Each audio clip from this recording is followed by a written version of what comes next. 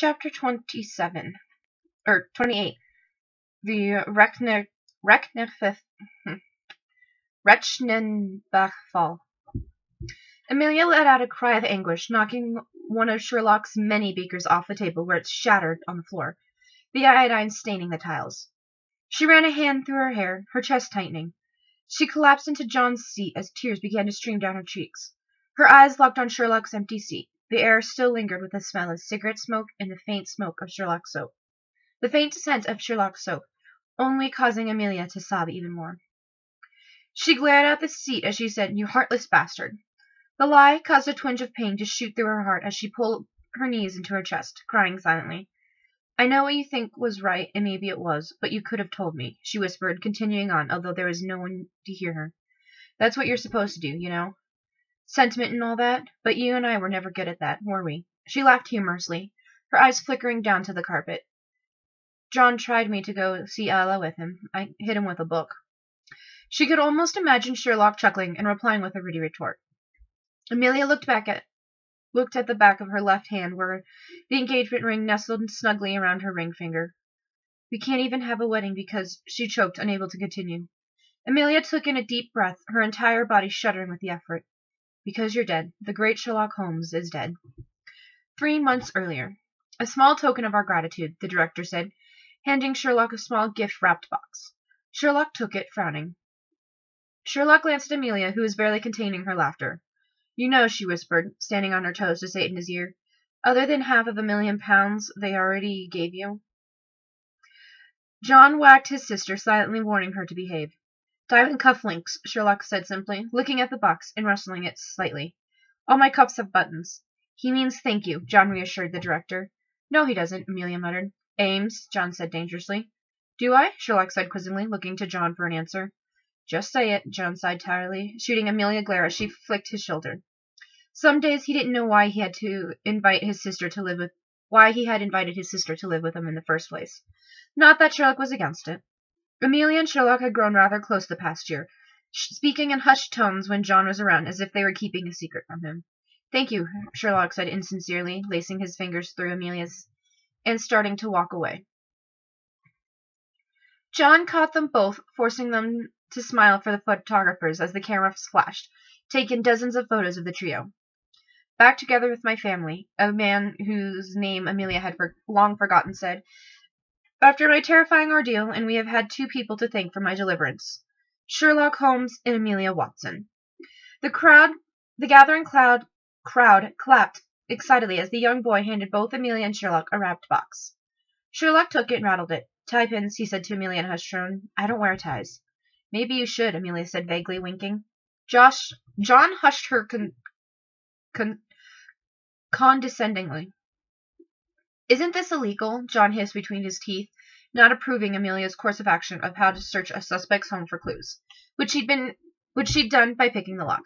"Shut up, it's quick," Amelia snapped, continuing her actions, oblivious to the scene of déjà vu that had struck her brother. "There." She pushed against the door, stepping into the house. See? Shit. The house alarm went off, causing her to stiffen in frustration. She took out her gun, shooting the alarm's control. "All better." "What the hell?" John started. "What is it this time, John?" Amelia sighed. "And for the record, I do have a permit, but this is much more fun, isn't it?" "Peter Ricolati," said Lestrade in an almost sarcastic tone. "Number 1 on Interpol's most wanted list since 1982. But we caught him. There's one person we have to thank for giving us the decisive leads. With all his customary diplomacy and tact." "Sarcasm," Amelia and John said at the same time, leading in toward Sherlock. "Yes," Sherlock agreed with a slight nod. The press and crowd applauded gratefully as Greg Lestrade walked over to Sherlock, handing a gift-wrapped package to the consulting detective, grinning with false cheeriness. We all chipped in. Sherlock tore into the package, wary of its contents as he saw Anderson and Donovan grin. Sherlock pulled out a deerstalker hat. "Oh," Sherlock said, feigning a smile. "Put the hat on," a reporter yelled. "Put the hat on," another agreed. "Yeah, Sherlock, put it on," Lestrade said eagerly, almost too excited. Sherlock glared at the reporters and Lestrade with a murderous glare. John coughed, clearing his throat. "Just get it over with," he said quietly. Oh, Amelia said excitedly as she took out her mobile phone. I'm so going to take a picture. Sherlock glowered at Amelia in mock anger, unhappily placing the hat on his head. Lights flashed like strobe lights frantically, spots appearing before Amelia's eyes. Sherlock eyed Lestrade as he forced a smile to his mouth, silently promising Lestrade that he'd get his revenge. Lestrade knowing that he'd deliver. Amelia tried to contain a laugh as Sherlock, in his blue dressing gown, paced the room in anger, throwing the Daily Star onto the pile of newspapers she and John were going through. She arched her eyebrow at Sherlock, leaning back into the sofa. Boffin, said Sherlock angrily, quoting the newspapers. Boffin Sherlock Holmes. Everyone gets one, John said with a small half-shrug. One what? Sherlock questioned. Tabloid nickname, John answered as Amelia started to examine her chipped nail polish. Subo, Nasty Nick. Shouldn't worry, I'll probably get one soon.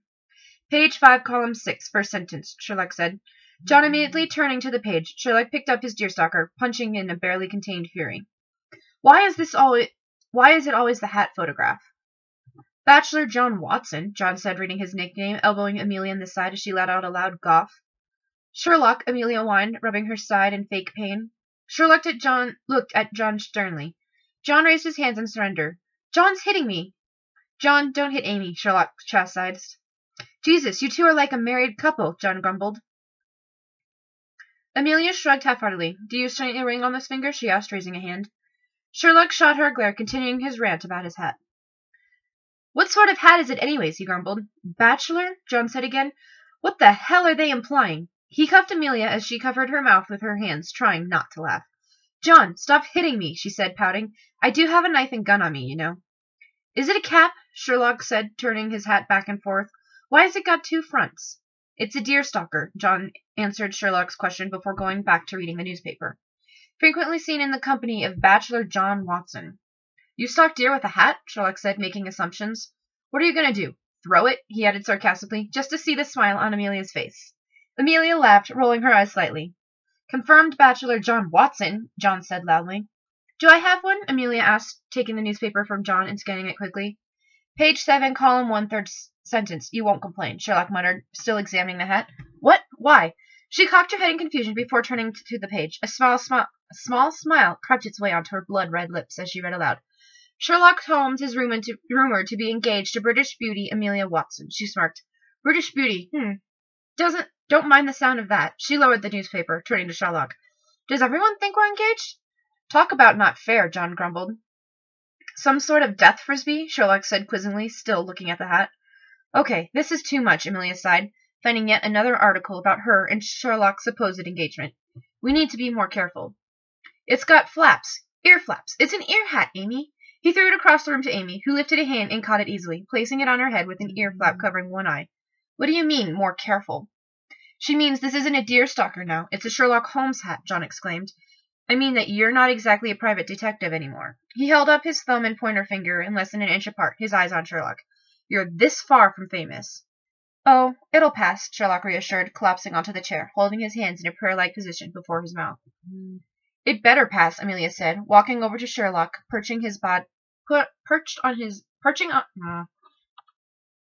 It better pass, Amelia said, walking over to Sherlock and perching on his bony knee, combing through Sherlock's curly mess of hair with her hand. The press will turn, Sherlock. They always turn, and they'll turn on you. It really bothers you, Sherlock observed silently, leaning backwards to look Amelia in the eyes. What? Amelia said, furrowing her eyebrows and lowering her hand from Sherlock's hair. What people say, Sherlock answered her question, not understanding quite why Amelia reacted this way to the press. Yes, she said in a duh tone, rolling her eyes and resuming combing through Sherlock's hair. About me? This time it was Sherlock that was confused. I don't understand. Why would it upset you?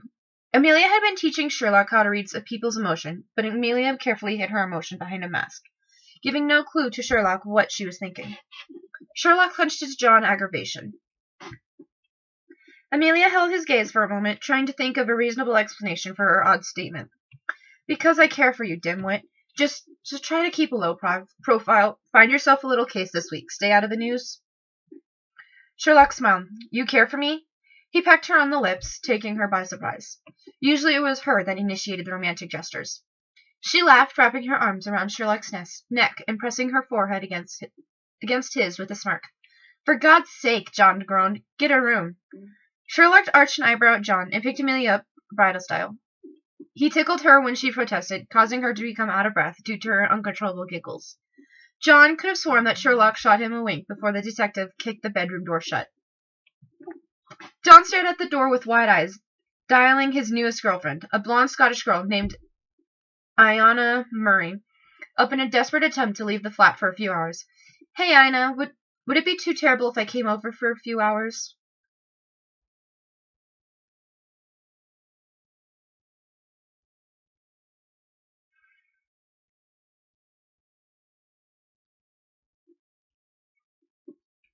"10:15 a.m., Baker Street."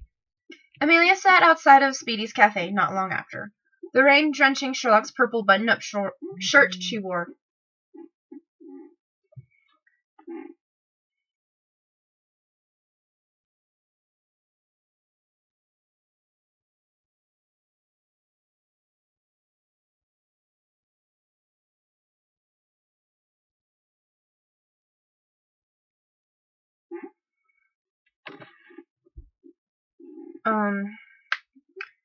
The rain drenching Sherlock's purple button-up shirt she wore, the cold seeping into her bones. She liked London when it was raining. Hardly anyone came out, believing that they'd catch a cold, which isn't true, as you cannot catch a cold from being cold. You get it from bacteria that is more likely to grow in the cold, something Amelia liked to point out often, which meant that Amelia could calmly observe her surroundings without anyone giving her odd looks. She glanced down at her watch, surprised that it was only 10:15. Is it really that early? Amelia thought, mildly amused. How early did I get up? I thought I'd find you out here, Sherlock said, causing Amelia to look up at him.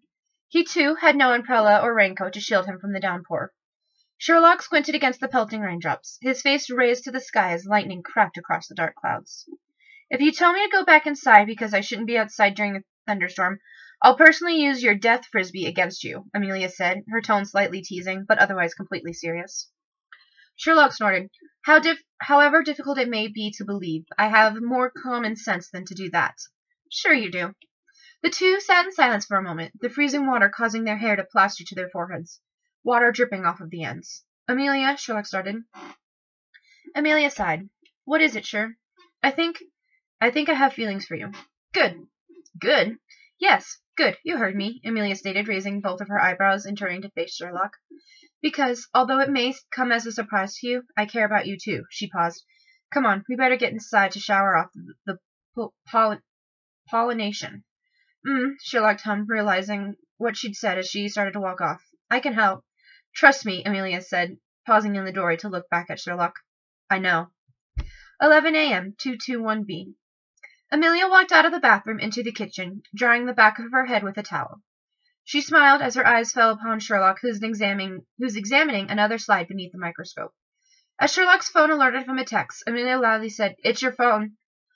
Sherlock said, disinterested and not caring. Keeps doing that. Amelia quietly laughed. That's what they're supposed to do, sure. She walked into the living room, paying no heed to the mannequin in a suit hanging from the ceiling of the living room, swinging back and forth in the remnants of the thunderstorm's breeze. So, did you just talk to him for a really long time? Oh, Sherlock said briefly, looking up. Henry Fishguard never committed suicide.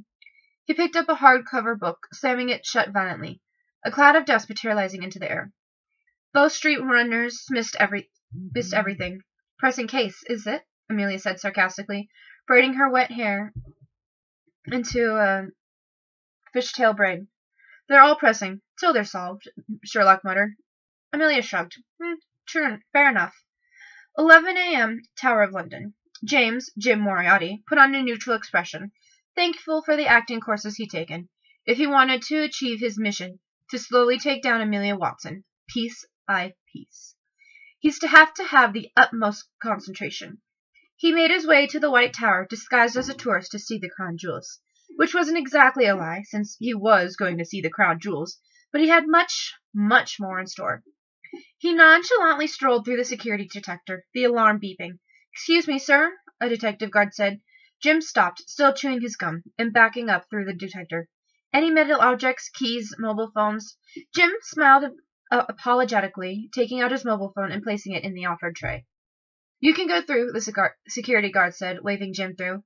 He handed the tray to Jim, who took the phone. Thank you, the security guard nodded. Jim walked in confidently, his plan falling in place.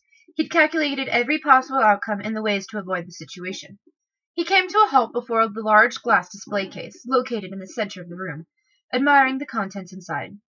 An ornate crown sat atop the red velvet cushion of the regal throne, a scepter resting on one arm with a delicate orb balanced on the other. Jim placed a pair of earbuds in his ears. The thieving magpie beginning to play. He cracked his neck to prepare himself for the plan to take place, and what a magnificent outcome it will be.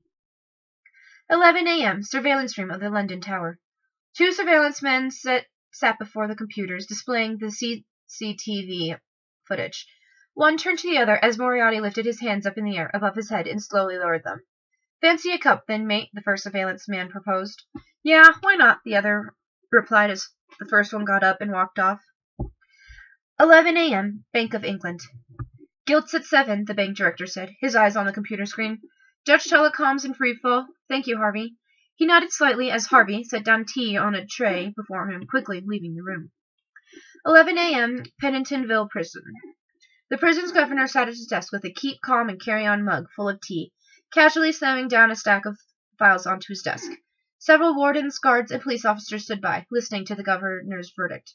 "What do you say? Refuse them all parole and bring back the rope? Let's begin."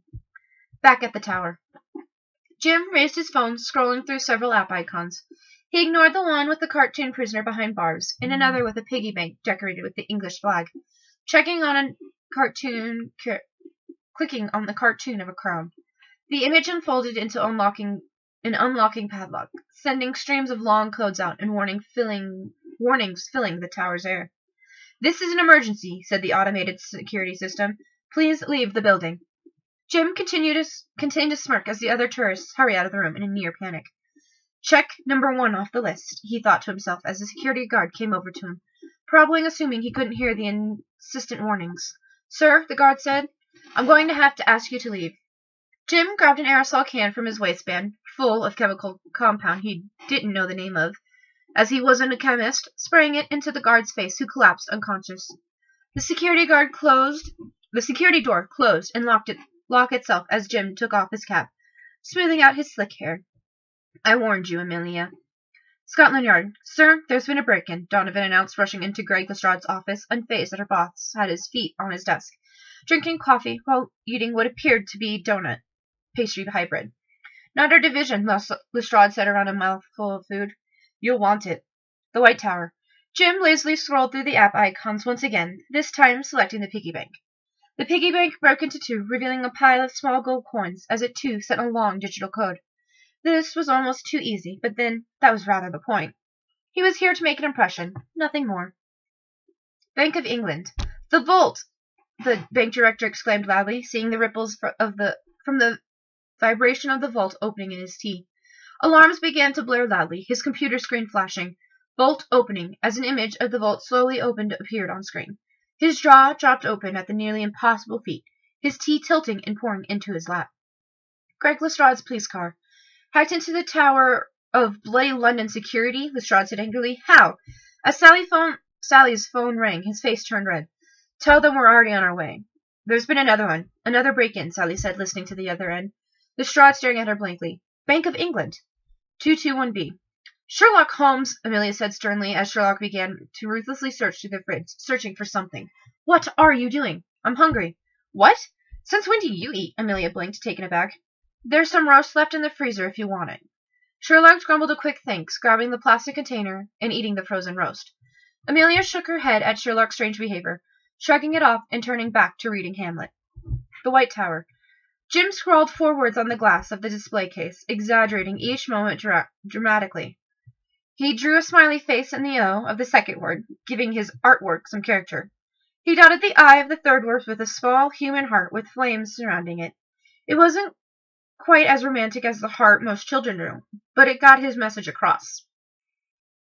Finishing his work, he clicked on the final icon, the bars over the prison lifting away, and the prisoner's striped shirt turning into a plain black one. The last code streaming out into the air, heading to its destination. Pentonville Prison. The governor lifted his mug of tea to his mouth, alarms beginning to sound.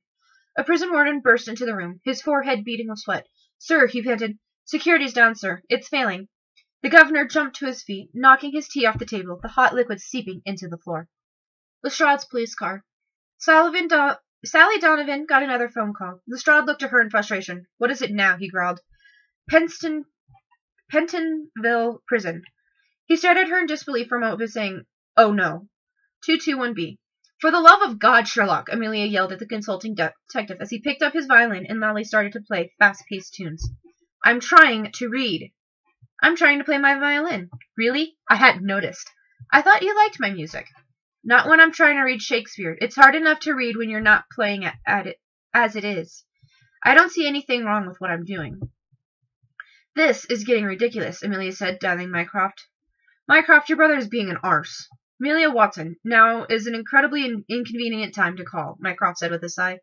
"I'm in a meeting with the Prime Minister, a meeting you should be at." "Crap, is that today?" Amelia said. "Give him my apologies. For God's sake, Sherlock!" She trailed off as Sherlock suddenly started to shoot the wall, throwing one of John's books at him. "As I said, Sherlock's being an arse." "Goodbye, Amelia," Mycroft said. God damn it! What's with you homeboys today?" She glared at the phone in anger, tucking it away. The White Tower. Jim slowly pulled a piece of gum from between his teeth, sticking one end on the glass, and he left the entire piece stuck there. Retrieving a jewelry box from his pocket and taking out a small diamond, he pressed it into the gum with a mechanical grin. He slipped off his jacket, raising his hands in time for this song's crescendo. He could hear the police sirens outside, the police no doubt ready to charge in. Jim continued to dance around the room, pulling black leather mitts onto his hand. He picked up the fire extinguisher, slowly galloping to the display case. He aimed the extinguisher carefully above the diamond, smashing the extinguisher directly into it, shattering the glass. He continued on his task as he heard the police, who were no doubt armed, charge through the metal detector, setting off the alarm. Jim continued smashing in the glass until the entire plane had collapsed on itself, scattering the ground. Lestrade's cruiser pulled up before the White Tower, running into the Crown Jewels exhibit room. His eyes fell upon James Moriarty, sitting on the throne, the elegant fur cloak draped around his shoulders, the crown perched atop his head, the oar between his knees, and the scepter laying across his lap. Moriarty smiled calmly, looking over the crowd of policemen, his earbuds still in his ear. Moriarty's eyebrow raised ever so slightly. "No rush." Chapter 29. Come and play. Amelia sighed as Sherlock's phone alerted the two of them as John had still not returned. Amelia lowered Hamlet, rolling her eyes. She'd only just gotten Sherlock to behave by begging Molly to come over with some new slides for Sherlock. "I'll get it, shall I?" Amelia said textually, reluctantly getting up to Sherlock's phone and picking it up. She paled as she checked the message. Her annoyed expression turned to one of horror and shock. She walked over to Sherlock, holding it out to him. "Here," she said, trying to contain her nervous stutter. "Not now," he said, not looking up from his slide. "I'm busy." "Sherlock," Amelia sighed pleadingly. "Not now." Her breathing came in pants, and she said, "He's back." Sherlock looked up in shock, taking the phone from her. "Come and play. Tower Hill. Jim Moriarty." Sherlock's eyes widened, leaning back in his chair. His eyes flicked up to Amelia's worried silver ones. "I'm so sorry." "It's not your fault," Amelia said quietly, not bothering to fight Sherlock as he pulled her into his lap, blinking back her tears. Amelia folded her arms over her chest, frowning down at the computer screen as she watched the CCTV footage of Jim on the computer screen, her eyes on Moriarty as she stuck the gum into the glass, pressing something into the sugary treat soon after. "The glass is tougher than anything," Lestrade remarked. "Not tougher than crystallized carbon," Amelia murmured. "He used a diamond." She moved Lestrade out of the way, changing the footage so it played it backwards, the glass flying back into the frame so the trio could read the message Moriarty had scrawled there. "Get Sherlock. Amelia is mine." "I told you," Amelia said quietly, her eyes flicking to Sherlock. "Told him what?" John said, looking in at the space between his sister and Sherlock. "What'd you tell him?" "I told him that Moriarty wouldn't leave me alone. Not after he's gotten this far in his game," Amelia said. "You do realize that if we take this case, there's no going back." "Believe me," said Sherlock, "I'm counting on it." Amelia adjusted her outfit nervously, fretting with her 1920s style hair. She'd used nearly half a bottle of hairspray to keep her hair in place, and was quite worried that it'd fall out during Moriarty's trial, which the trio would soon be attending. She looked into the mirror hung in 221B's living room, trying to reassure herself that everything be fine. Amelia wore one of Sherlock's dress shirts and a pair of pressed black pants, while John wore a suit and was still tying his tie along with a pair of skinny jeans. Sherlock tossed Amelia her coat, still buttoning up his own as he led them downstairs. "Ready?" John asked. Amelia sighed heavily. "Yeah, I suppose so." "Yes," Sherlock said, containing a smile at Amelia's comment. John clenched his muscles, bracing himself before he forced the door open. The trio navigated through the crowd of journalists, yelling questions at Amelia, John, and Sherlock. Amelia first forced her way through violently, shoving the people out of her way. The police cleared a path for the three of them, opening up the door to a police car. In the car, a while later. "Remember," Amelia started slowly, looking at Sherlock. "Yes," Sherlock said before Amelia could finish, feeling only the slightest bit guilty as her face crumpled. "Remember," Amelia started again, her voice insistent. "Yes," Sherlock repeated even quicker, catching her off guard. "Bloody hell," Amelia thought, looking away in frustration. "To hell with it." She then very rapidly said, "Remember what they told you. Don't try to be clever." "No," Sherlock said. "And please," continued John, "just keep it simple and brief." "God forbid a star witness at the trial should come across as unintelligent," Sherlock said sarcastically, rolling his eyes. "Intelligent, fine," John said. "Let's give him smart arse a wide berth." Sherlock paused, ignoring both of the Watsons entirely. "I'll just be myself," he said quietly, looking out the window. "Are you listening to me?" Amelia and John yelled simultaneously, angry, glaring at the consulting detective. The three of them remained silent for the rest of the ride, Amelia taking out her earbuds somewhere along the way and listening to Lincoln Park. She laced her hand through Sherlock's hand without looking away from the window, music blaring in her ears. "Thank you, sir, for everything," she thought with a smile, pressing her forehead against the cool glass. In Bailey's men's toilets, Sherlock washed his hands in the sink, the cool water running down the sink. Amelia's sad smile was seared into the back of his eyelids, her grey eyes haunting him. Sherlock knew that she'd never tell him what was going through her mind. He wasn't even sure if she'd ever tell him, Amelia. Amelia was remarkably good at hiding secrets from the public eye. Somehow, she'd even been able to hide herself from the media, refusing interviews and photos. "Crown versus Moriarty. Please proceed to Court 10, the announcement crackled over the PA, bringing Sherlock back to focus. He turned off the tap, stiffening as he heard something fall to the ground. "You're him," a woman with fiery red hair tied in braids and wearing a deerstalker hat along with an "I Heart Sherlock" pen, said. Sherlock's realizing that it was her bag that had fallen. "Wrong toilet," Sherlock said simply, trying not to laugh. Amelia would find this funnier, he was sure of it, although this woman seemed off. "I'm a big fan," she said, her voice full of awe. "Evidently," Sherlock said in a duh tone, turning to face the ginger. He scanned her for a short moment, the suspicious feeling growing. "I read your cases, followed them all," continued the girl, taking a step closer in adoration. "Sign my shirt, would you?"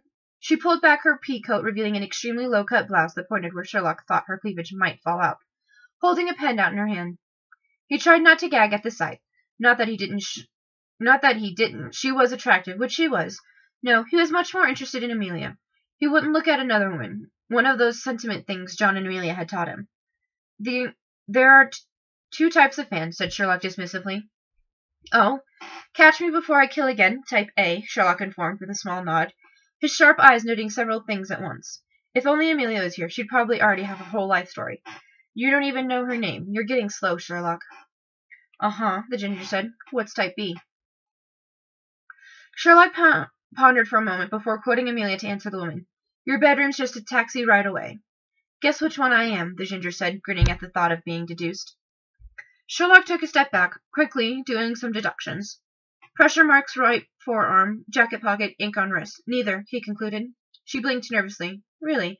"No," Sherlock confirmed. "You're not a fan at all." He eyed the indentation below her wrist. "Those marks on your forearm, edge of the desk. You've been typing in a hurry. Probably. Pressure on, facing a deadline." "That all?" she said, looking away nervously. "And there's a simple smudge of ink on your wrist, and a bulge in your left jacket pocket." Sherlock finished both of them, looking down to the woman's pocket, where a dictaphone was sticking out from her pocket, a red blinking light signifying that it was recording. "Bit of a giveaway," she said softly. "The smudge is deliberate, to see if I'm good as they say I am." Sherlock lifted her hand, sniffing the ink, nostrils twitching. Oil-based, used in newspaper print, but drawn on with an index finger. Your finger." She hummed, intrigued. Journalist, Sherlock concluded. Unlikely you'd get your hands dirty at the press. You put that there to test me. Wow, I'm liking you. You mean I'd make a great feature, Sherlock corrected condescendingly. Sherlock Holmes, the man beneath the hat.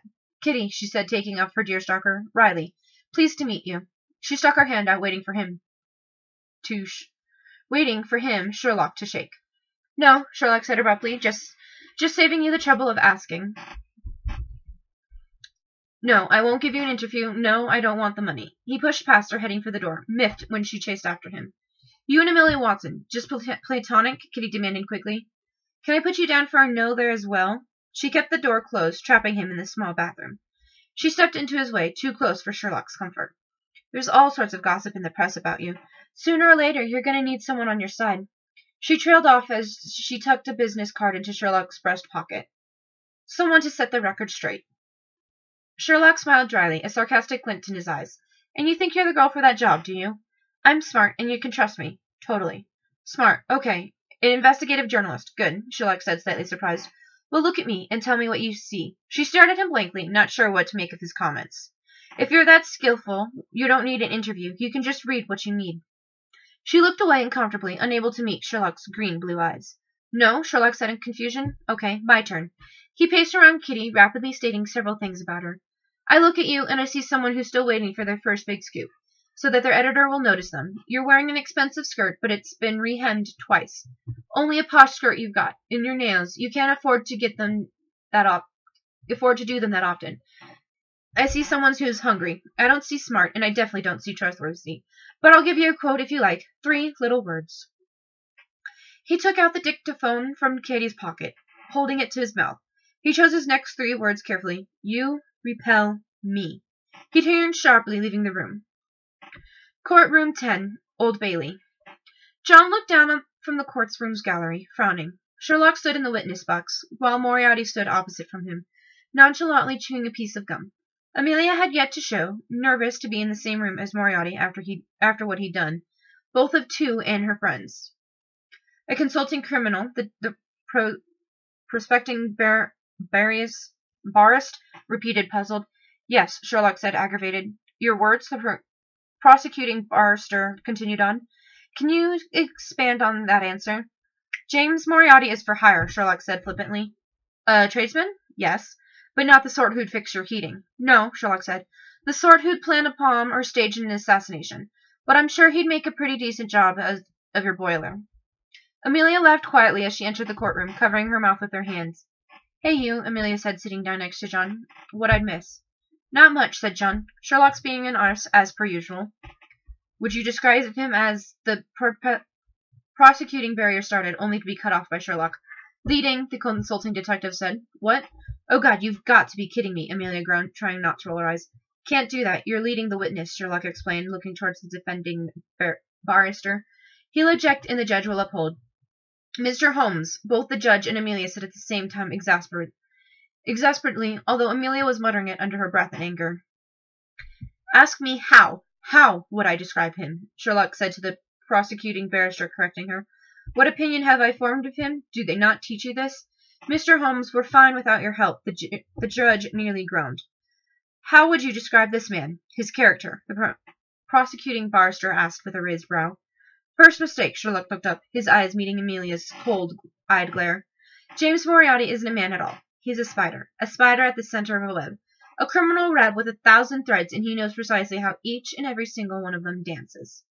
Amelia tilted to her side, approving of Sherlock's observation. Jim Moriarty also nodded slightly, he too approving of the description.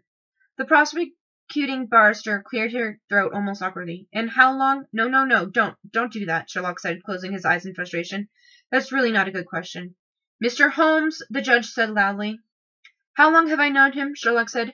Not really your best line of inquiry. We met twice, 5 minutes in total. I pulled a gun, he tried to blow me up. He then added sarcastically, I thought we had a special something. If anything, you should ask Amelia Watson. He threatened her on more than one occasion. Don't even think about it, Amelia shouted out, everyone's eyes flickering to her. I swear to God, Sherlock, I'll get revenge on you for this. Everyone laughed quietly at her bickering. Miss Sorrel, the judge said, regaining control of the court. Are you seriously claiming this man is an expert after knowing the accuser for 5 minutes? 2 minutes would have made him an expert, Sherlock said. 5 was ample. Mr. Holmes, that's a matter for the jury, the judge said in a low growl. Oh, really? Sherlock said, narrowing his eyes as he looked to the jury box. 1 librarian, 2 teachers, 2 high-pressure jobs, probably the city. The foreman's a medical secretary, trained abroad judging by her shorthand. Mr. Holmes, the judge shouted. 7 are married and 2 are having an affair. With each other, it would seem. With each other, it seems. I love you. Good night. Good night. Sherlock rambled, not stopping his deductions. Oh, and they've just had tea and biscuits. He turned to the judge. Would you like to know who ate the wafer? Fucking hell, Amelia cursed, holding her head in her hands. He wasn't listening. What else would you expect from him? He is Sherlock, John said quietly, pointing out the obvious. Mr. Holmes, the judge said angrily. You have been called here to answer Miss Sonoril's questions, not to give us a display of your intellectual powers. Sherlock took in a sharp breath in amusement. Amelia shooting him a stern glare. Keep your answers brief and to the point. Anything else will be treated as contempt. Do you think you can survive for just a few minutes without showing off?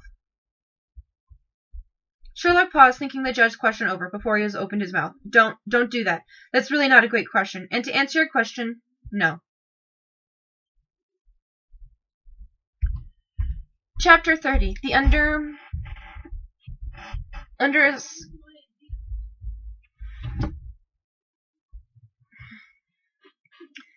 underestimation of Amelia Watson. Sherlock sighed for his property, which had been confiscated from him as he had been thrown in jail. Amelia stood beside him, leaning back on the desk's counter. Her arms were folded across the chest. John stood next to her. What did I say? Amelia said with a raised brow, criticizing Sherlock's actions. I said, don't get clever. I can't just turn it on and off like a tap, Sherlock muttered darkly, taking his bag from the custody officer. He turned to Amelia expectantly. Well, what? You two were there for the whole thing, up in the gallery, start to finish, Sherlock said. Like you said it would be, John answered, his thoughts flickering to Moriarty's defending barrister. He sat on his backside and never even stirred. Moriarty's not mounting any defense, Sherlock mused, as an almost shocked tone in his voice. 221B. Bank of England, Tower of London, Pentonville. John listed off 3 of the most secure places in the country, and 6 weeks ago, Moriarty breaks in. No one knows how or why. He took a seat in his armchair, pondering over this information. Couldn't help but think why Moriarty has done this. All we know is, he ended up in custody, Sherlock finished in approval, stopping his pacing around the room and turned to John. Don't do that, Amelia said, collapsing in her armchair with a hand covering her face. Do what? Sherlock said quizzingly, shooting her a look. The look. Look! You're doing the look again. Well, I can't see it, can I? Sherlock said, following Amelia's hand as she pointed at the mirror behind him. He turned to it, completely having forgotten it was there. He looked at his reflection. It's my face. Yes, John said, and it's doing a thing. You're doing a we all know what's really going on here face. Well, we do, Sherlock said, taken aback by John's blunt comment. No, John said, glaring at Sherlock. I don't, which is why I find the face so annoying. Amelia knows what's going on, but God knows what she won't tell me. Sherlock contained a smirk at the last part of John's statement. If Moriarty wanted the jewels, he'd have had them. If he wanted those prisoners free, they'd be out on the streets. The only reason he's still in a prison cell right now is because he chose to be there. He began to pace around the room once again, his mind racing. Somehow, this is a part of his scheme. Even then, sure, Amelia said softly, almost too shy to voice her thoughts. The real question is why he's doing all of this. I mean, it's not like he has anything to prove. She pushed herself off of her seat, wandering to the kitchen. Anyone want a tea? Please, John said. Sure. Amelia turned to Sherlock. She rolled her eyes at his ignorance. Do you want a tea? No, Sherlock said sharply, he too standing before nearly storming to his and Amelia's bedroom, slamming the door shut behind him. What's gotten into him? John asked, his eyes following his friend until he could no longer see him. I'll be damned if I knew, Amelia said, shaking her head as she set a kettle of water on for her and John. Once it had boiled, she poured it into the teapot, where she'd already put a tea bag in. She took out 2 of Miss Hudson's teacups with their matching saucers, waiting for the tea to steep. I think, she started as she poured the tea into the 2 teacups, that this case is affecting Sherlock more than he's letting on. Wouldn't you think? You know him better than I do, John said softly, taking the outstretched tea from his sister, drinking it without milk. He took a sip, the scalding tea burning his tongue. Amelia said vaguely, not touching her own drink. She left it on the table beside John, walking over to the living room window. Why do you think that is? I don't know, John admitted. I think, maybe, he loves you. But he's Sherlock, Amelia protested, her voice growing to a shout. He held her face in her hands, the thoughts of Sherlock loving her terrifying. I'm going out, she announced loudly, setting her tea to the side before getting up and walking to the rat coat. Where? I don't know, she nearly screamed, pulling on her coat. She stomped down the stairs, her heels clicking against the wood. She kicked the door shut behind her, causing the entire house to shake. Once she'd stepped outside, she leaned against the door, tears streaming down her cheeks. The next day. Mr. Crahill, can we have your first witness? The judge asked, turning to the defending barrister. Amelia and John, as Sherlock was banned from Old Bailey for the rest of the case, sat in the viewing gallery, Amelia nervously clasping her hands in her lap. She felt uncomfortable without Sherlock's familiar presence, somehow feeling naked without him nearby. Your Honor, said the defending barrister, slowly rising to his feet, we're not calling any witnesses. John frowned in confusion, not understanding. See, Amelia said quietly, whispering in John's ears. He's showing off. I don't know why. I don't follow, the judge said, he too confused. You've entered a plea of not guilty. Nevertheless, the defending barrister said, gulping, my client is offering no evidence. The defense rests. He sat down once again, Moriarty pursing his lips and shooting a rueful look at the judge. Moriarty turned and locked eyes with Amelia, a grin creeping up his mouth as her gaze hardened, her entire form subconsciously stiffening. After the court had adjourned, not guilty, John said into the phone, the outcome of the case churning in his mind. They found him not guilty. No defense, and Moriarty walks free. Amelia's already on her way there. She'll explain everything to you. Sherlock sat in his chair at 221B, blurring his phone, John's voice going quieter as John continued on. Are you listening? He's out. You know he'll be coming after you, sure. Sherlock hung up on his friend, moving off the sofa into the kitchen. He turned on the kettle, violently slamming down a tray with a jug of milk, a sugar bowl, a teapot, 3 cups with their matching saucers, and teaspoons on the side table. Moriarty walked free. Again, Sherlock thought. Oh, how Amelia must be taking this. Almost as if it were coincidence, although no such thing exists, Amelia knocked on the living room door and entered. Speak of the devil. She remained silent until she was firmly seated in her usual seat, her eyes briefly flickering to the teapot. He's coming, isn't he? She asked softly. I would assume so, yes, Sherlock said gently, not wanting to alarm her. She nodded once, showing no emotion. The kettle came to a boil, automatically switching off. Sherlock wandered back into the kitchen, having changed into a blazer, and made the tea. He left the steeping tea on the side table, walking over to his own chair and picking up his violin and bow. No, Amelia said before Sherlock could open his mouth, seeing the curious look in his eyes. Something she saw often when Sherlock asked a question. I didn't say anything. You were thinking it, Amelia said dismissively, then referring to how Sherlock said the same often. It's annoying, isn't it? Shut up, Sherlock muttered, playing a tune on his violin. He composed several songs for Amelia, but she had mentioned that she loved this peculiar one. The tune quickly melded into Bach's Santana No. 1 in G minor, Amelia absent-mindedly flipping through Hamlet, briefly looking up as the song changed. She smiled warily as she heard the stairs creak, Sherlock's playing momentarily faltering. Sherlock resumed his playing a few seconds later, while Amelia set her books to the side, folding her arms in her lap. She closed her eyes in relaxation, letting the music engulf her. Downstairs, Jim Moriarty crept up the stairs, pushing open the living room door. He walked in, Sherlock continuing to play the violin with his back to Moriarty. Most people knock, Sherlock said, shrugging. But then you're not most people, I suppose. Sherlock gestured over her shoulder with her hand flippantly. Kettle's just spoiled, she informed Moriarty without looking at him. Moriarty stepped further into the room, picking an apple up from the bowl Amelia had placed on the coffee table. Joanne Sebastian would be appalled, he remarked, tossing the apple in the air and catching it as he looked around the room. May I? Please, said Sherlock, turning to face Moriarty and using his bow to point to John's chair. Defiantly, Moriarty walked over to Sherlock's chair and sat, partly because he did not wish to comply to Sherlock's demands, and partly due to the fact that Sherlock's seat was located next to Amelia's. Sherlock looked miffed at the close proximity Moriarty was to Amelia, trying to remain calm as he put the violin down and started to pour the tea into the 3 cups. Moriarty cut into the apple with a penknife, Amelia immediately straightening, her eyes never leaving the knife.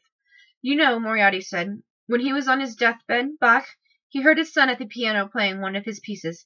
The boy stopped before he got to the end. and the dying man jumped out of his bed, ran straight to the piano, and finished it. Sherlock finished in agreement. Couldn't cope with an unfinished melody, Moriarty said almost sadly.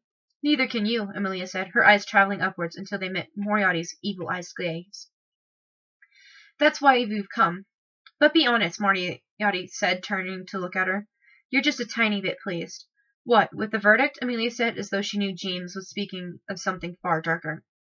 Sherlock picked up 2 teacups and added a splash of milk, offering it to both Amelia and Moriarty. With me, Amelia said slowly and softly, back on the streets, anything could happen. But it won't, Amelia said with a smirk.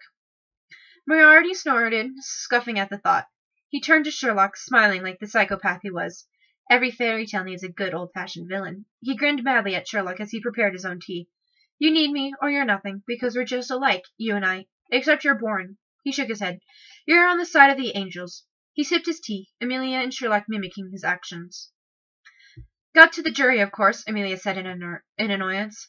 I got into the Tower of London. You think I can worm my way into 12 hotel rooms? Moriarty said, sounding disbelieved. I thought you knew me better than that, Amelia dear. Cable network, Amelia immediately spat out, crossing her arms over her chest. I do know you better than that, James. I know you better than you know yourself. Is that why you're so scared of me? Moriarty asked, genuinely interested. Because you've seen the horrors of my mind? He laughed darkly before going back to the topic at hand. Every hotel bedroom has a personalized TV screen, and every person has their pressure point. Someone they want to protect from harm. He took another drink of his tea. Easy peasy. So how are you going to do it? Sherlock started, blowing on his scalding tea. Burn me? Oh, that's the problem. The final problem, Moriarty said. Amelia closed her eyes in desperation. Moriarty pretending not to notice. Have you worked out what it is yet? What's the final problem? I did tell you, his voice turning sing-songing. But did you listen? He took another sip of his tea, setting the tea down on the saucer. He placed his hand on his knee, drumming his fingers, an action that reminded Sherlock very much of Amelia's habits from her piano-playing days. How hard do you find it, having to say, I don't know? James questioned. I don't know, Sherlock said nonchalantly. Oh, that's clever. That's very clever. Awfully clever, Moriarty said, chuckling. He turned to Amelia. Speaking of clever, have you told your little friends yet? Told them what? Amelia blinked in confusion. Why I broke into all those places and never took anything, Moriarty explained with a sly smile. No, she answered simply. But you understand? James said proudly, admiring Amelia's intellect. Obviously, she drawled lazily, raising both of her eyebrows in a calm disinterest. Off you go, then, Moriarty prompted, taking a chunk of his apple and placing it in his mouth. You want me to tell me what you already know? No, Moriarty said. I want you to prove that you know it. Amelia shot a look at Sherlock, shifting in her seat uncomfortably. You didn't take anything because you don't need to. Good, Moriarty approved quietly. You'll never need to take anything ever again, Amelia continued. Very good, my Amelia. Because, Moriarty prompted once again, grinning as Sherlock shot him a death glare. Because nothing, Amelia said. Nothing in the Bank of England, the Tower of London, or Pentonville Prison could possibly match the value of the key that could get you into all 3. I can open any door anywhere with a few tiny little lines of computer code, Moriarty boasted. No such thing as a private bank account. Now, they're all mine. No such thing as security. No such thing as secrecy. I own secrecy. Nuclear, I could blow up NATO in alphabetical order. In a world of locked rooms, the man with the key is king. And, honey, you should see me in a crown. He smiled delighted as Amelia shivered in disgust.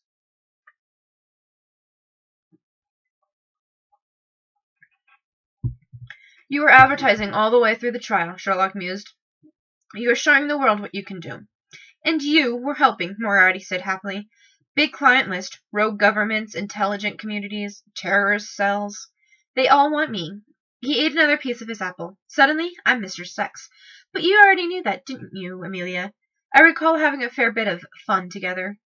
You might want to shut up before it gets any worse for you, Amelia threatened, eyeing Moriarty's crotch. I am wearing heels, and you are sitting in a position where I could put them to use. Moriarty changed his position, closing the gap between his legs. If you could break any bank, what do you care about the highest bidder? Sherlock asked suddenly, unsure of what Moriarty was doing.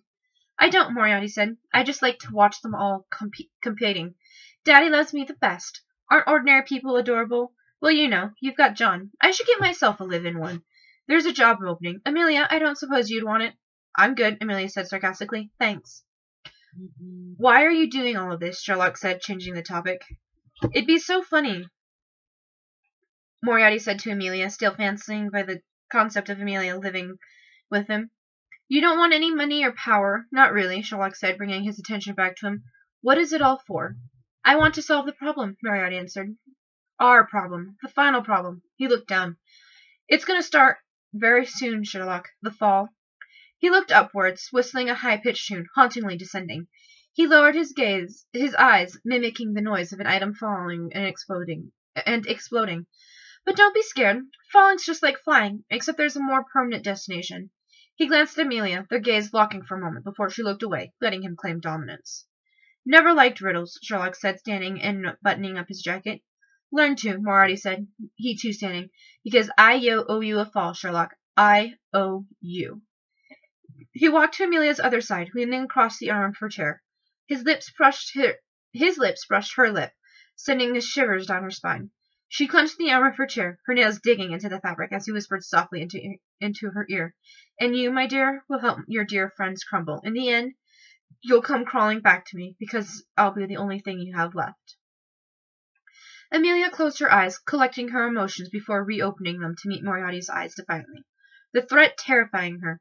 She wasn't quite sure how Moriarty would be able to use her as a weapon against Sherlock, but however he did it, she was going to have to be careful. You underestimate me, James, Amelia said, slowly rising to her feet, unsteady in her heels. No, Moriarty said, I really don't. He bowed dramatically, taking Amelia's hand and placing a kiss on the back of her hand. Until next time, my dear. Amelia smiled weakly. I look forward to it. As do I, Moriarty said, slowly leaving the room, Amelia and Sherlock completely still. Once he was out of sight, Sherlock hurried over to the apple with Moriarty's jammed in the top.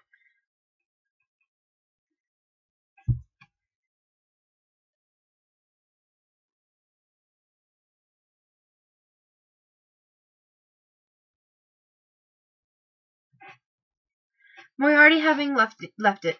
He picked it up by the knife's handle, Amelia paling at the message Amelia had carved into the apple's tender flesh. I owe you.